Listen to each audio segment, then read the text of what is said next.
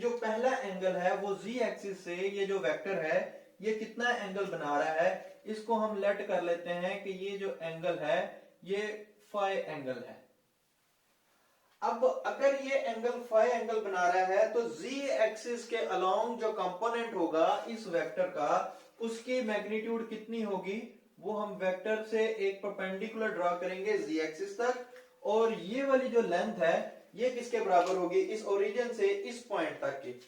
देखें, जब हम एक वेक्टर के हेड से एक परपेंडिकुलर ड्रॉ करते हैं किसी एक एक्सिस के ऊपर, तो वो जो लेंथ होती है वो लेंथ साइन के साथ लिखी जा सकती है या कॉस के साथ। सेम यहां पे भी इधर एक परपेंडिकुलर ड्रॉ किया था तो ये वाली जो लेंथ थी वो कॉस के साथ लिखी गई थी और ये वाली लेंथ साइन के साथ लिखी गई थी।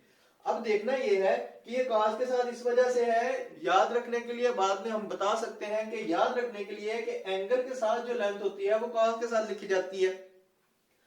हालांकि प्रूफ उसका जो है वो कॉस की रेशियोज में से आता है बेसिकली।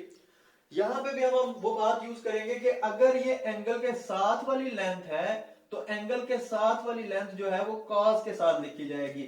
ये वाली जो लेंथ होगी, ये वाली जो लेंथ है z एक्सिस के अलोंग, ये लेंथ होगी r cos फाई, ये r cos फाई के बराबर होगी।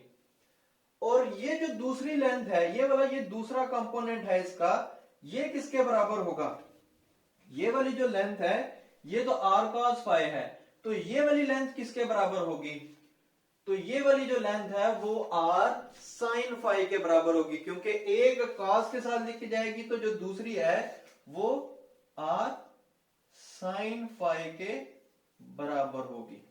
एक r और एक cos के साथ और एक sin के साथ लिखी जाएगी। फिगर के अंदर आप देख सकते हैं कि इसकी जो बिल्कुल उस तरीके से आपको नजर नहीं आ रहा, लेकिन अगर आप विजुअलाइज करें तो आप समझ सकते हैं कि ये जो लेंस है ये ऐसे ही है जैसे ये ax और ay है। कैसे, आप समझें कि एक स्ट्रिक जो है वो हम तक यहां तक पहुंची हुई है कॉर्नर से।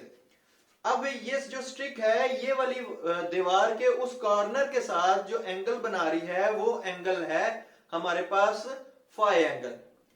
अब जो उस दीवार के कॉर्नर के साथ यहां से जो परपेंडिकुलर जाएगा तो उस कॉर्नर से उस परपेंडिकुलर तक जो लेंथ होगी वो बराबर होगी r cos फाई के बराबर होगी।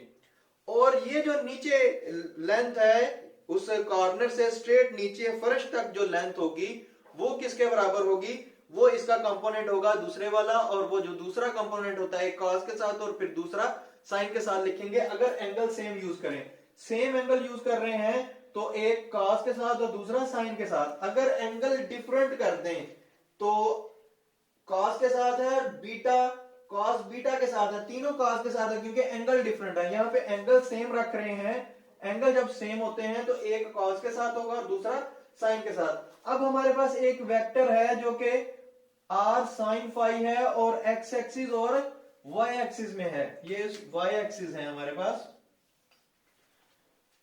तो x एक्सिस और y एक्सिस में एक ये वेक्टर है। अब इसके जो कंपोनेंट्स होंगे वो हम कैसे ड्रॉ करेंगे, इसके कंपोनेंट्स दो होंगे। जैसे जो वेक्टर फर्श के अंदर है अब वो प्लेन का वेक्टर है, ये वाला जो वेक्टर है r, ये वेक्टर 3 डायमेंशनल है। अब r sin फाई जो है ये 2 डायमेंशनल है, यानी कि इसके दो कंपोनेंट्स होंगे, एक x एक्सिस में और एक y एक्सिस में। जो y एक्सिस के अलोंग होगा एक परपेंडिकुलर ये ड्रॉ करें और यहां से एक परपेंडिकुलर इसके ऊपर ये ड्रॉ करें।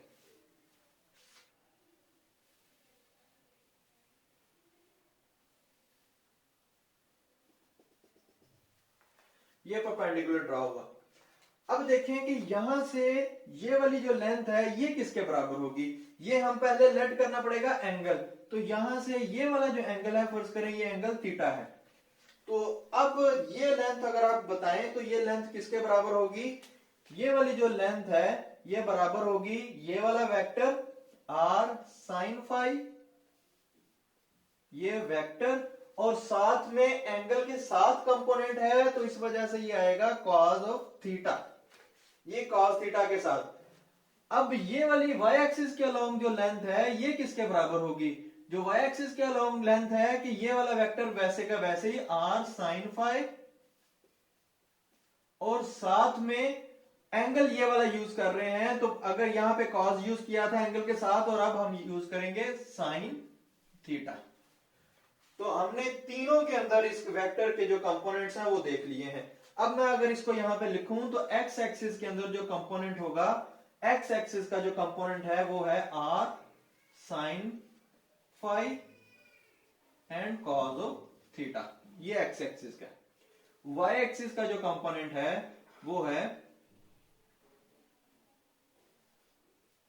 y axis r sin phi and sine of theta, and z axis का जो कंपोनेंट है वो है r cos फाई। तो ये तीन हमने इक्वेशंस लिख ली हैं जो कि रिलेट करती हैं कार्टेशियन कोऑर्डिनेट सिस्टम को और पोलर कोऑर्डिनेट सिस्टम को।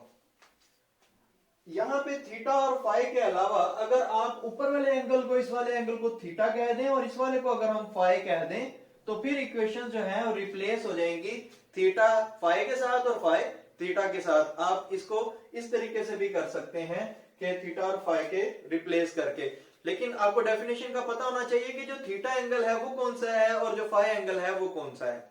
इससे नेक्स्ट वीडियो में हम ये देखेंगे कि इस इक्वेशंस की मदद से हम किसी एक स्फीयर का वॉल्यूम या किसी एक स्फीयर का एरिया कैसे मालूम